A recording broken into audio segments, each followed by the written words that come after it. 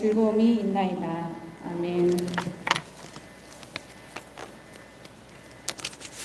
하나님 말씀 야고보서 1장 5절에서 8절까지 다 같이 합독하시겠습니다. 6절에서 8절입니다. 오직 믿음으로 구하고 조금도 의심하지 말라. 의심하는 자는 마치 바람에 밀려 요동하는 바다 물결 같으니 이런 사람은 무엇이든지 주께 얻기를 생각하지 말라. 두 마음을 품어 모든 일에 정함이 없는 자로다. 아멘. 기도하겠습니다. 좋으신 하나님 아버지, 아침에도 좋으신 하나님이셨듯이 이 오후에도 좋으신 하나님이심을 고백합니다. 그 하나님 앞에 시간을 들여 몸을 들여 예배하며 엎드립니다. 집에 갔다 오셨고 이곳에서 머무시면서 이 예배를 사모하여 왔으니 또 집에서 영상으로 예배드립니다. 어디 있든지 말씀이 우리의 생명인 줄로 믿고 말씀의 귀를 기울이고자 하오니 성령님 우리를 도와주시고 진리로 인도하여 주옵소서. 말씀 듣고 돌아갈 때에, 저 문을 나갈 때에 우리 마음에 한량없는 기쁨이 넘치도록 복내려 주옵소서. 예수님의 이름으로 기도 올리옵나이다. 아멘. 여러분, 의심하는 사람, 기도하는 사람일까요? 기도하지 않는 사람일까요? 언뜻 생각하면 기도하지 않는 사람, 의심하는 사람 아닌가? 라고 생각할 수 있겠습니다. 그러나 7절에 보면 이런 사람은 무엇이든지 주께 얻기를 생각하지 말라고 한 것으로 보아 기도하는 것임을 알 수 있어요. 의심하는 사람, 기도합니다. 다만 의심하는 것이 문제이죠. 그러면 궁금해집니다. 왜 기도하면서 의심할까요? 그래서 오늘 이 시간에는 기도하면서 의심하는 이유를 살펴보고 우리가 기도할 때에 의심에서 자유로워 온전히 믿음으로 기도하여 기도에 성공할 수 있기를 바랍니다. 그런 믿음의 말씀에 근거하여 오늘 세 가지를 살펴보려고 합니다. 첫째, 의심을 떨치고 믿음으로 기도하고자 한다면 주만 바라봐야 합니다. 당연한 것 같죠? 참 어려운 일입니다. 여러분, 의심하는 사람은 무엇을 의심하는 걸까요?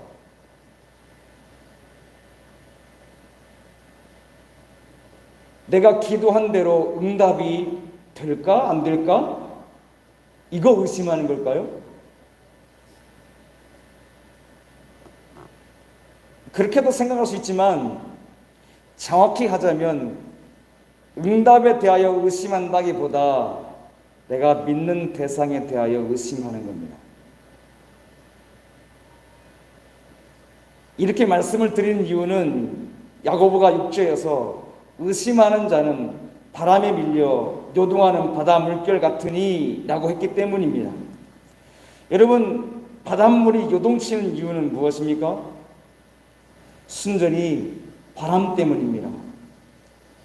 바람만 없다면 바닷물은 요동칠 이유가 없는 것이지요. 즉, 바람이 없다면 기도하는 사람은 의심할 이유도 없고 의심하지도 않습니다. 그러면 또 질문 생깁니다. 그러면 바람은 무엇인가? 우리를 이해 돕기 위해서 좋은 예가 성경에 기록되어 있습니다. 마태복음 14장 22절 이하의 내용인데요. 거기 보면 제자들이 배를 타고 건너가고 있습니다. 근데 바람이 불었습니다. 맞바람이어서 물결이 거세게 일었고 배가 위태롭게 되었습니다. 그때 예수님이 바다 위를 걸어오십니다. 밤중이었기 때문에 제자들 눈에는 귀신인가? 유령인가? 했습니다. 그때 주님께서 이렇게 말씀하시죠. 안심하라. 나니 두려워하지 말라. 낯익은 주님의 목소리였습니다. 그래서 제자들이 안심했지요. 안심했던 베드로가 주님께 이렇게 말씀을 드립니다. 주여, 만약 주님이시면 나를 명하여 물 위로 오라고 해주세요. 저는 이 장면에서 이해가 되지 않습니다. 아니, 예수님이신 것을 확인했으면 그만이지, 무슨 객기 부리는 것도 아니고 굳이 바다를 걸어가겠다고 하는 이유는 뭘까요? 그렇게 말 안 했더라면 본문은 아주 매끈하게 처리되었을 것인데 갑자기 베드로가 바다 위를 걸어간다고 그래요. 저 같으면 야, 이거 아무나 하는 거 아니야, 쓸데없는 소리 말고 가만히 거기 앉아있어, 이렇게 했을 것 같은데 주님이 오라고 하십니다. 이 말에 용기를 얻은 베드로가 배에서 물 위로 발을 내딛죠. 오른발 내딛고 왼발을 내딛고 섰습니다. 가라앉지 않습니다. 그래서 몇 발자국을 걸었지요. 그렇게 몇 발자국을 걷다가 어느 순간 베드로가 빠져갑니다. 주여, 나를 구원하소서라고 하자 예수님이 즉각 손을 잡아 빠지지 않도록 붙잡으셔서 건지셔서 같이 배에 올랐습니다. 그리고 주님이 하신 말씀이 믿음이 작은 자여 왜 의심하였느냐. 여러분, 왜 베드로는 빠져갔을까요?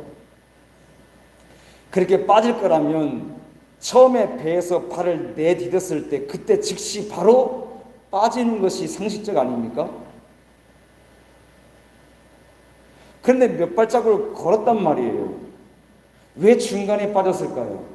마태는 그 이유에 대해서 바람을 보고 무서워 이렇게 되어 있습니다. 무엇을 봤다고요? 바람을 봤습니다. 만약 처음부터 끝까지 바람을 보지 않고 주님을 봤더라면 어떻게 됐을까요? 그 내용 전후 문맥을 잘 들여다보면 처음 내릴 때부터 예수님 앞에까지 예수님만 바라봤다면 베드로는 빠지지 않고 그대로 걸었을 것이 틀림이 없습니다. 따라서 베드로의 문제는 중간 지점에서 바람을 보았다는 것입니다. 야고보가 의심하는 자를 마치 바람에 밀려 요동하는 바람 물결 같다고 한 이유가 여기 있는 겁니다. 바람을 보면 의심하게 됩니다. 아니, 더 정확히 말하면 바람을 보는 순간 바람을 보고 봐야 할 누구를 보지 못하는 거죠? 주님을 보지 못하는 거예요. 그러니까 처음부터 주님을 보고 계속 갔더라면 빠질 이유가 없어요. 근데 베드로는 중간에 바람을 봤고 바람이 일으키는 물결을 보았어요. 그 순간 바람과 바람의 물결이 예수님보다 더 크게 눈에 들어왔어요. 그게 의심이었고 그 순간 빠져 들어간 것입니다. 야고보가 두고 마음을 품는 것이라고 했는데 바로 그것 때문이에요. 믿음의 대상이신 예수님을 보기도 하다가 바람과 물결을 보기도 하고, 이게 두 마음이에요. 그러므로 기도하는 사람은 바람 보지 말고 믿음의 주요 온전케 하시는 이 예수만 바라보아야 합니다. 찬스 프라이스는 진정한 그리스도인이라는 책에서 이렇게 말했어요. 읽어보겠습니다. 시작. 믿음에 관해서 가장 중요한 것은 믿음이 아니라 믿음을 두고자 하는 대상이다. 믿음은 그 대상이 우리를 위해 기능을 발휘하며 일할 수 있게 한다. 혹시 저거 이단의 말 아닌가? 믿음보다 더 중요한 게 있나? 뭐 이렇게 생각하시죠? 오해하지 마시고 잘 들어보십시오. 믿음 중요한데 어디에 누구에 향한 믿음이란 말이에요. 우리는 믿고자 하는 대상이 있잖아요. 그 대상에 대하여 믿는 것이지 무작정 믿음이라는 단어만 따로 떼어서 놓고 보면 이단 같은 소리인데 아니에요. 잘 생각해 보십시오. 우리가 누구를 믿는 것입니까? 누구에게 우리를 온전히 내맡기는 것입니까? 찰스 프라이스는 진리다운 말씀을 했어요. 왜 그렇죠? 우리가 믿고자 하는 대상은 예수님이지 바람이 아니잖아요. 그 예수님 바라오면 그 예수님이 우리를 위해서 일하고 우리 안에서 일하고 우리를 통해서 일하시죠. 우리 그걸 믿고 있기 때문에 믿음의 대상에게 초점을 맞추고 주님만 바라보는 겁니다. 여러분, 사탄이 우리에게 기도하라고 할까요? 하지 말라고 할까요? 제 생각에는 기도하라고 그래요. 새벽에 시간 맞춰서 나오고 예배 시간마다 시간 맞춰 나오라고 그래요. 다만 머릿속으로 딴 생각 시큰하고 가는 거예요. 믿음의 대상이신 예수 그리스도를 바라보지 않고 시간만 채우고 하는 거예요. 그거 얼마든지 하라고 말해줘요. 사탄은 우리에게 기도하라고 하지만 시선을 다른 곳으로 돌려서 바람을 보라고 지금 속삭이는 거죠. 베드로가 마치 바람이 일으킨 물결을 보고 주께로부터 시선을 뗀 순간 빠져 들어간 것처럼 우리에게도 그것을 슬그머니 요구하는 것입니다.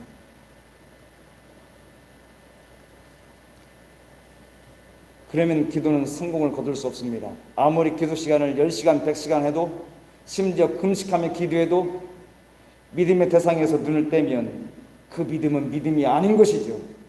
자, 생각해 보십시오. 나는 믿노라 하지만 믿음의 대상에서 눈을 뗀 자가 무엇을 믿난 말입니까? 과연? 누구를 믿난 말입니까? 그러니 믿음이 아니라 믿음의 대상이 더 중요한 것이고, 그 대상에 대해서 온전히 나를 얹었을 때 그것이 믿음이라고 말하는 것이죠. 교회 밖에서 다 믿어요. 믿는 대상이 다를 뿐이죠. 따라서 기도하고자 하면 사생결단하고 예수께 우리의 시선을 고정시켜야 합니다. 그리고 내 기도를 들으시는 여호와 하나님께만 우리의 마음을 고정시켜야 합니다. 성령님을 전적으로 의지해야 합니다. 그럴 때 이렇게 고백할 수 있습니다. 시편 46편 1절 3절 시작. 하나님은 우리의 피난처시요 힘이시니 환난 중에 만날 큰 도움이시라. 그러므로 땅이 변하든지 산이 흔들려 바다 가운데 빠지든지 바닷물이 솟아나고 뛰놀든지 그것이 넘침으로 산이 흔들릴지라도 우리는 두려워하지 아니하리로다. 아멘. 무슨 말입니까?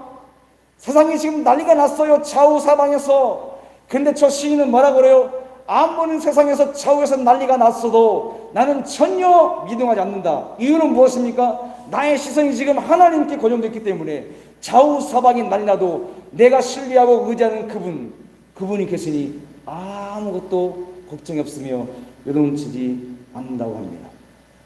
그 신뢰를 사울과 이스라엘 백성과 다윗에게서 볼 수 있습니다. 진중 앞에 골리앗이 나타났습니다. 거인입니다. 그 거인을 본 이스라엘과 사울 임금은 벌벌 떨면서 텐트 밖으로 나오지 못했습니다. 다만 다윗은 골리앗 앞으로 달려갑니다. 이유가 무엇입니까? 자기 눈에 누가 보이는 거죠? 여러분, 유치원 아이들이 가르쳤잖아요. 골리앗이 보이는 것이 아니라 누가 보인다고요? 여호와 하나님이 더 크게 보이는 거예요. 내가 지금 누구를 보느냐는 우리의 믿음을 좌지우지하는 것입니다. 다윗은 그것을 잘했어요. 그러니까 골리앗 앞에서도 겁먹지 않고 달려갈 수 있는 것입니다. 여러분, 경주마를 보신 적 있습니까? 경주마입니다. 근데 머리를 보니까 희한하죠? 그냥 말에는 저런 게 없어요. 하지만 경주마에는 저것이 반드시 있습니다. 눈 주위를 잘 보시면 그냥 두건을 쓴 것이 아니라 눈 앞을 가로막은 가리개입니다. 왠지 아십니까? 말은, 제가 설교 좀 해서 깜짝 놀랐어요.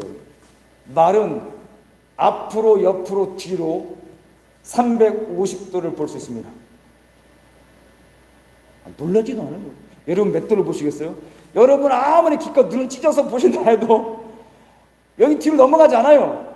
근데 말은 거의 360도를 완전히 보는 거죠. 10도 모자란 360도예요. 그러니 저런 말에게 눈 가리게 해주지 않고 경주마가 땡 하고 달리면 제가 어디를 보겠습니까? 제 눈이 350도를 볼 수 있으니까요. 달리면서 350도를 막 돌린다고 생각해 보십시오. 앞에 전력 질주 하겠냐고요. 1등으로 가겠냐고요. 불가능해요. 그렇기 때문에 경주마의 눈에다가 저렇게 앞에만 보고 뒤 좌우를 못 보도록 가려는 것이에요. 앞에만 보고 죽을 똥 살리는 것이죠. 여러분, 우리 마음에 눈 가리게 해야 합니다.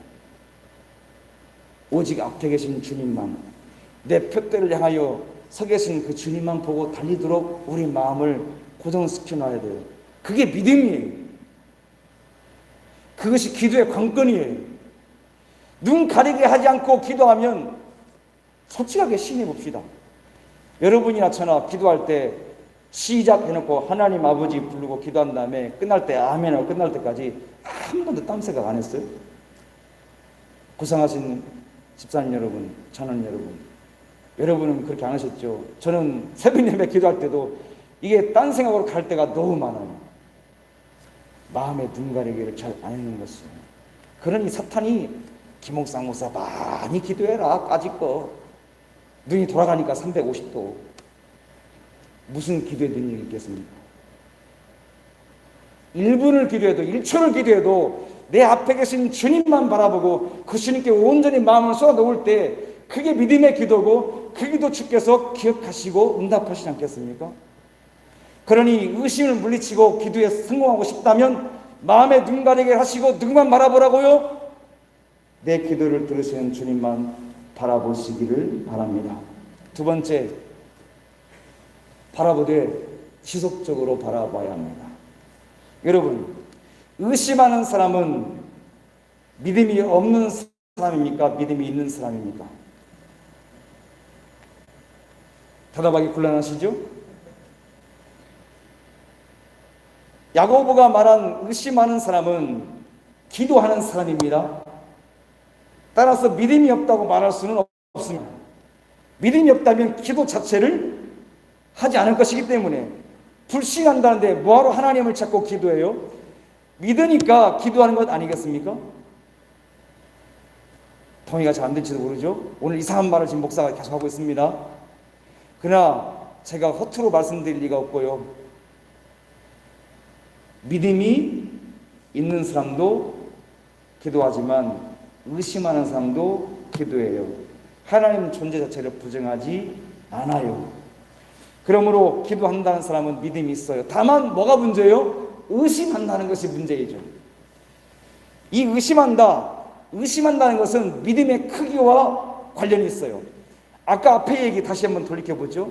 베드로가 물에 빠져갑니다. 주님이 건져주셨습니다. 그리고 뭐라고 하셨다고요? 믿음이 없는 베드로야 이놈아 라고 하지 않으시고 믿음이, 여러분 이상하지 않아요? 믿음이 없는 이놈아 라고 책망하시지 왜 믿음이 작은 자여라고 하십니까? 믿음이 있는 것과 믿음이 없는 것과 믿음이 작은 것은 무슨 차이입니까? 믿음이 작은 것과 믿음이 없는 것은 완전히 다른 것이죠. 믿음이 작은 것은 믿음이 있는 것이잖아요. 지금 왔다 갔다 하니까 헷갈리시죠? 그래야 졸리지 않잖아요. 믿음이 있는 것은 작든 크든 믿음이 있는 거예요. 믿음이 없는 것은 아예 없는 것이고요. 그래서 믿음의 크기가 작을수록 의심에 가까워요. 여러분의 믿음의 크기는 얼마나 합니까?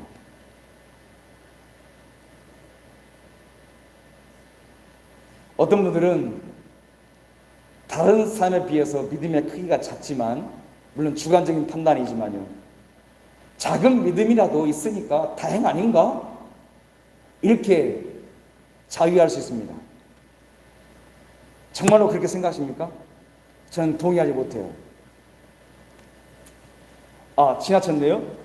혹시 의심이 믿음이라고? 라고 생각하신다면 의심이 믿음의 또 다른 얼굴이라는 책을 참고하시면 되겠습니다.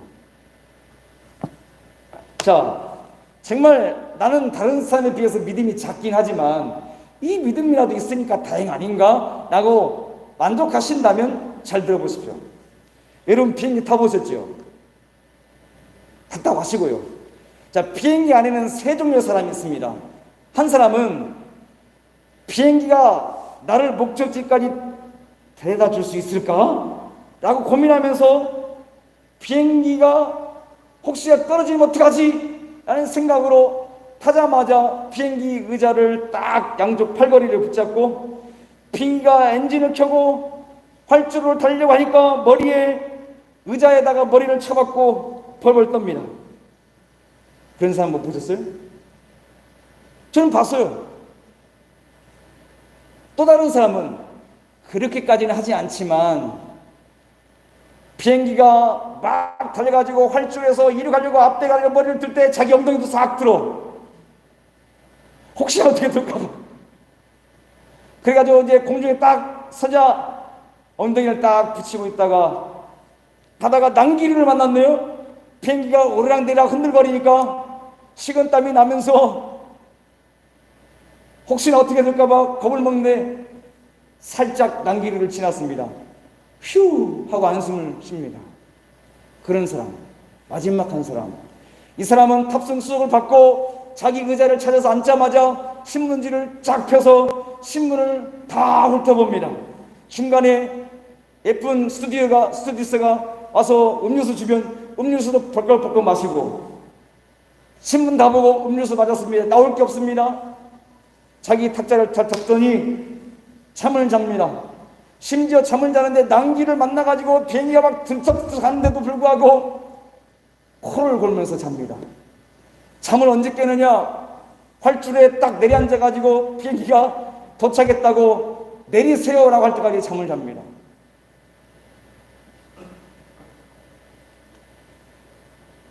이 세 사람은 똑같이 비행기를 탔습니다. 믿음이 있는 것입니다. 비행기가 목적지에 도착할 것이라고 믿는 믿음이 있으니까 비행기를 탄 것이죠. 만약 믿음이 없다면 비행기 자체를 타지 않았을 것이고요. 탔으니까 믿음이 있어요. 다만 믿음의 내용이 달라요. 어떤 사람은 겨자씨만한 믿음인 거죠. 머리를 의자 밑에 쳐박고 벌벌 떠는 사람. 어떤 사람은 믿음이 감자만한 크기의 믿음이에요. 머리를 그렇게 숙이진 않지만 엉덩이는 살짝 드는 사람. 믿음이 감자만해요. 잠잡니다. 코를 골면서 잡니다. 그 사람 믿음이 호박만한 믿음이에요. 믿음의 크기가 이렇게 제각각이에요. 그렇지만 모두가 목적지에 도착했어요. 믿음이 크든 작든 상관이 없는 것이죠. 호박만한 믿음이 먼저 도착하나요? 똑같은 비행기를 탔기 때문에 호박만한 크기의 믿음이 날지라도 먼저 가진 않아요. 똑같이 도착해요. 그래서 아니 똑같이 가네.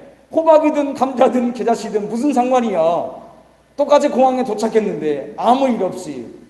그래서 겨자씨만한 믿음이 괜찮네. 이거 살기도 괜찮네. 불편함이 없어. 라고 하실까요?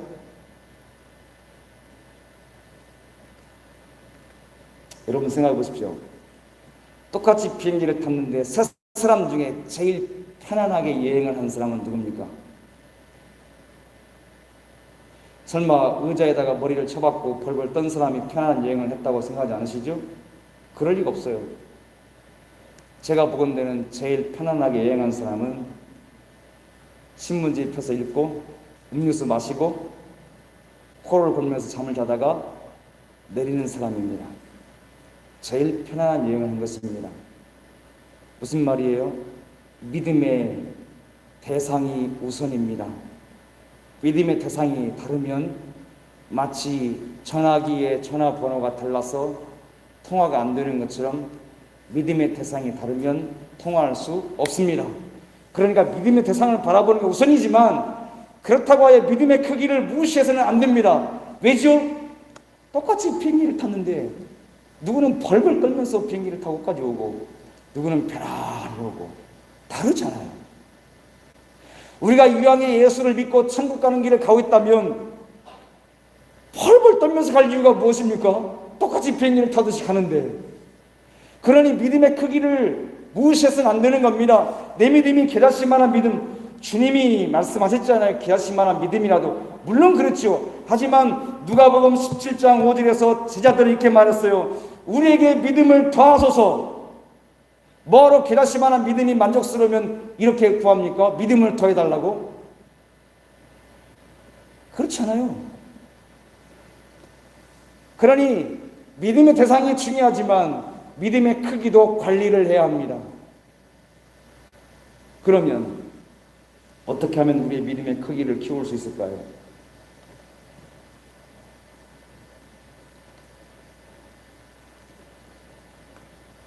아니면 다시 질문해야 돼요. 어떤 믿음이 호박만한 믿음입니까? 다시 앞에 베드로의 사건을 반추해 봅시다. 베드로가 중간에 눈을 돌려서 바람을 보는 순간 믿음이 작다고 지적을 받았습니다. 만약에 처음부터 끝까지 예수님만 바라보고 다 건넜다면 예수님 뭐라고 하셨을 것 같아요? 네 믿음이, 마스크를 쓰셔서 안 보이니까 대답을 하고 계시죠? 크다 이렇게 하시겠죠, 그죠?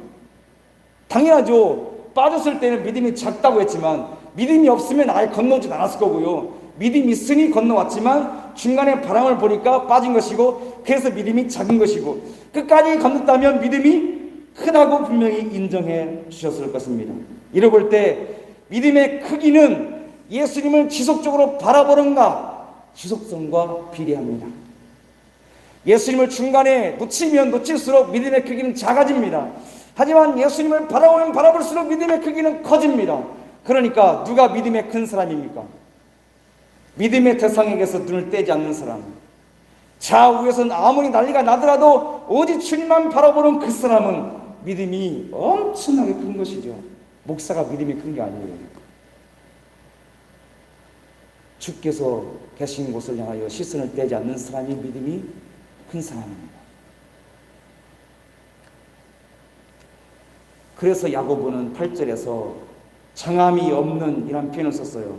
이 정함이 없는 이란 말은 일정하지 않은, 불안정한, 변하기 쉬운 이란 뜻입니다. 그러면 좀 더 이해되시죠? 의심하는 사람은 두 마음인데 정함이 없어요. 일정하지 않아요. 왔다 갔다 해요. 왜죠? 주님 바라봤다 이랬다 저랬다 하니까 이게 마치 선이 붙었다 떨어졌다를 반복하는 것이에요. 그러니 거기에 무슨 정함이 있겠습니까? 야고보는 그 밑에 일이라고 했지만 8절에 모든 일에 일도 있잖아요. 일이 원어로 보면 직역하자면 길이에요. 길. 더 자세히 여기다가 번역해서 쓴다면 두 마음을 품어 모든 길에 이렇게 돼야 돼요. 길. 길이라면 더 이해가 쉬워요. 여러분, 길은 가다가 아니 가면 처음부터 가지 말아야죠. 그죠? 길을 중간에 멈추면 아니 가만 못한 것이죠. 길이란 말은 결국 시작했으면 끝까지 가는 뜻이에요. 그러니 의심하는 사람은 가다가 멈추는 거예요. 지속적으로 가지 않는 것이죠. 그래서 칼빈은 이 부분을 해석할 때 이렇게 말했습니다. 이런 사람은, 즉 두 마음을 품은 사람은, 의심하는 사람은 한 가지 일에 끈질기게 집착하는 일이 없다. 지속하지 않는 것입니다. 무엇을요? 주님 바라보는 것을. 따라서 기도의 성공자가 되고자 한다면, 즉 믿음으로 기도하고자 한다면 기도 시작부터 끝까지 주님만 바라보고 이어져야 할 것이고요. 인생 전체를 보면 처음부터 끝까지 주님 나라 설 때까지 주님에게서 시선을 떼지 않고 아무리 방해하는 것이 있어도 주님에게만 시선을 고정시키는 이 지속성이 우리를 살리고 우리의 믿음을 키웁니다. 기억하십시오. 믿음의 크기는 지속성과 비례합니다. 지속하는 만큼 우리의 믿음이 커지고요, 그만큼 우리의 삶은 어떻게 되는 거죠? 평안을 누리게 되는 것입니다. 비행기에 탔다고 생각하십시오. 같은 돈 주고 같은 비행기 탔는데 누구는 벌벌 떨면서 오고 내릴 때 얼마나 다리가 후들거리겠어요. 제가 처음 비행기 탔을 때 진짜 제가 그랬어요. 엉덩이를 살짝 들어봤어요. 이렇게. 그 내릴 때 여행이 즐거운 게 아니고 아이고 드디어 내렸다 비행기에서, 이런 마음이었어요. 근데 지금은 비행기 타보고 싶은 거죠. 얼마나 좋아요. 가고 싶은 곳, 그 먼 나라를 갈 수 있으니까요. 똑같은 시간에 똑같은 예수 믿는다고 하지만 어떤 일은 지속적으로 예수님 바라보면 믿음의 크기를 키워서 매 순간이 평안하니 어찌 믿음의 크기를 무시할 수 있겠습니까? 부디 여러분의 믿음의 크기가 이딴만해지길 바랍니다. 어떻게 가능해요? 계속 지속적으로 주님에게만 시선을 고정하시기 바랍니다. 마지막, 의심을 둘수록 실천해야 합니다. 우리는 연약해서 힘들면 또 중도에 어떤 문제가 생기면 안 해버립니다. 안 해버려. 힘드니까 그만해. 이렇게 생각하고 말합니다. 기도도 그렇게 생각하는 분들이 계시더라고요. 응답도 없고 사실 기도가 힘들어요. 해보시지만 시작부터 끝까지 하나님만 생각한다. 너무너무 힘든 작업이에요. 한 번도 딴 생각을 하지 않고 진짜 진심으로 기도한다? 저 같은 시체말로 연발이 없는 목사는 너무너무 힘들어요. 한번 해보세요. 진짜 기도가 끝까지 예수님만 생각하고 그분께 마음을 고정시켜 사는 게 너무너무 어려워요. 여러분, 그렇다고 하여 기도 포기하겠습니까? 우리 중에 숨 쉬는 것이 귀찮다고 하여 숨 아예 안 쉬는 분 없잖아요. 영혼의 호흡이라고 하는 기도 쉽지 않지만 그래서 포기할 수 없는 것 아니겠습니까? 지속적으로 주님 바라보는 것 쉽지 않지만 어려울수록 힘들수록 의심이 생길수록 계속 실천해야 합니다. 특별히 세 가지를 실천해야 합니다. 몇 가지요? 세 가지. 첫째는 기도를 계속해야 됩니다. 기도하는 것이 어렵고 기도 계속 주습적으로 주님 바라보는 것이 어렵지만 그렇기 때문에 계속 기도의 자리에 있는 거예요. 하다 보니 힘들어. 아유 그만해. 난 기도 체질이 아닌가 봐. 나는 새벽형 인간이 아닌가 봐. 그거는요 자기를 속이는 겁니다. 힘들수록 더욱 나는 것이죠. 여러분 올림픽에서 금메달 딴 선수도 있지만 메달을 실패한 선수도 있잖아요. 그 선수들이 이번에 도쿄올림픽에서 메달 못 땄으니까 나 그만해. 여러분 가서 물어보십시오. 그런 사람 있는지. 없어요. 여러분 밭을 읽으신 여러분 잡초가 자란다고 아예 밭을 포기하십니까? 저한테 연락하세요. 제가 접수하겠습니다. 잡초 때문에 밭 포기하시겠다고 하시면 저한테 연락하세요. 제가 접수할게요. 그런 사람 없어요. 잡초가 난다? 그러면 네가 이기나 내가 이기나 끝까지 뽑아버리는 거죠. 근데 왜 우리는 기도를 쉽게 포기하는 것입니까?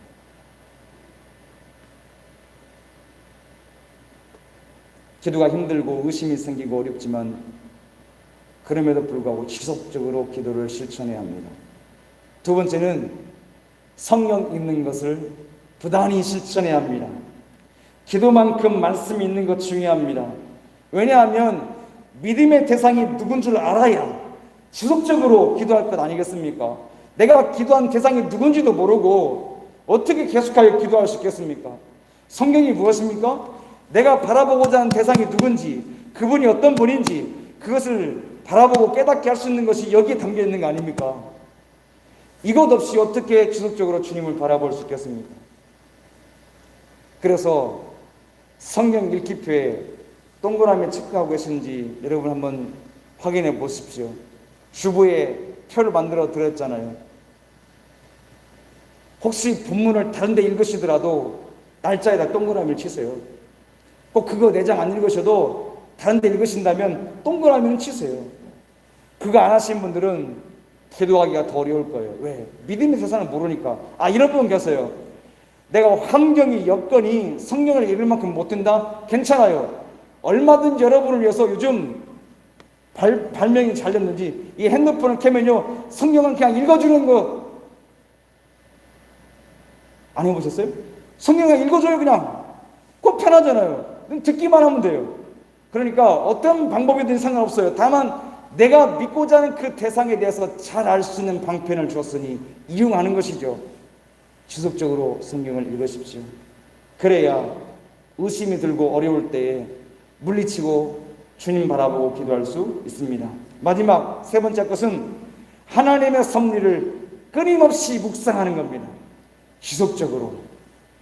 아까 다윗 얘기했죠. 다윗이 골리앗 앞에서 준비운동 뭐 했습니까? 팔굽혀펴기 했습니까? 턱걸이 했습니까? 스쿼트 했습니까? 준비운동으로 뭐하고 나갔습니까? 다윗이 골리앗 앞에서 준비운동 딱 한 가지 있습니다. 그게 뭐냐면 하나님의 섭리를 묵상한 거예요. 사무엘상 17장 37절 상반절 시작. 또 다윗이 이르되 여호와께서 나를 사자의 발톱과 곰의 발톱에서 건져내셨은즉 나를 이 블레셋 사람의 손에서도 건져내시리이다. 뭐죠? 하나님이 어떻게 일하셨는가를 지금 떠올리는 거예요. 묵상이 무엇입니까? 묵상은 되새김질이에요. 무슨 되새김질이요? 어제 하나님이 나를 어떻게 도우셨는가를 되새김질 잘 아는 사람이 오늘을 살 수 있고 내일의 힘을 얻는 것이에요. 다윗이 그걸 잘한 거예요. 골리앗 앞에서 준비운동 그거예요. 그거 잘하는 사람이 의심이 들 때 쉽게 물리치고요, 주님을 크게 보는 믿음을 가질 수 있습니다. 그래서 힘들수록 세 가지 계속해야 됩니다. 기도 계속해야 됩니다. 성경 읽기 계속해야 됩니다. 하나님의 섭리 묵상하는 것을 계속해야 됩니다. 말씀 정리합니다. 여러분, 사탄이 바라는 것이 무엇이겠습니까? 기도 안 하면 더 좋고, 기도해도 주님 바라보지 말고 바람 바라보라고 합니다. 여러분, 그 속삭임에 넘어가면 안 됩니다. 바람 바라보는 순간 우리는 빠져가는 겁니다. 누구처럼요? 베드로처럼. 오직 우리의 시선은 주께 고정되어야 합니다. 세상에 아무리 난리가 나더라도, 바람의 물결이 거세게 일어나 배를 삼키는 것처럼 보여도 우리 시선을 주께서 계신 곳으로 고정시켜야 합니다. 그래야 기도의 성공자가 됩니다. 기도 자리 떠나지 마십시오. 성경 부단 읽으십시오. 하나님의 섭리 묵상하십시오. 그럴 때 우리는 기필코 기도의 성공자가 될 것입니다.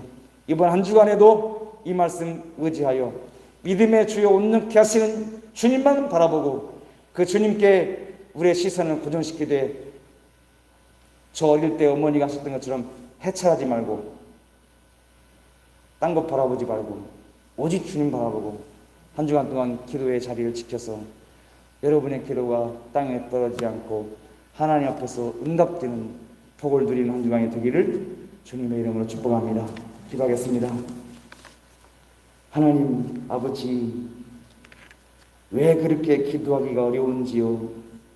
마귀가 우리에게 다른 곳 바라보라고 합니다. 우리 마음에 눈 가리개를 붙여 주셔서 오직 믿음의 주만 바라보게 도와주시고, 우리의 믿음이 지속적으로 성장할 수 있도록 끊임없이 주님만 구하는 우리들 되게 해 주옵소서. 말씀과 기도로 무장하며 하나님이 어제도 일하셨고 오늘도 일하신다는 사실을 믿고 오직 주님께 우리의 생명을 드려 온전히 신뢰하여 이번 한 주간에도 기도의 성공자가 되어 승리하고 돌아오는 우리 모든 성도들 다 되게 하여 주옵소서. 예수님의 이름으로 기도 올려옵나이다. 아멘.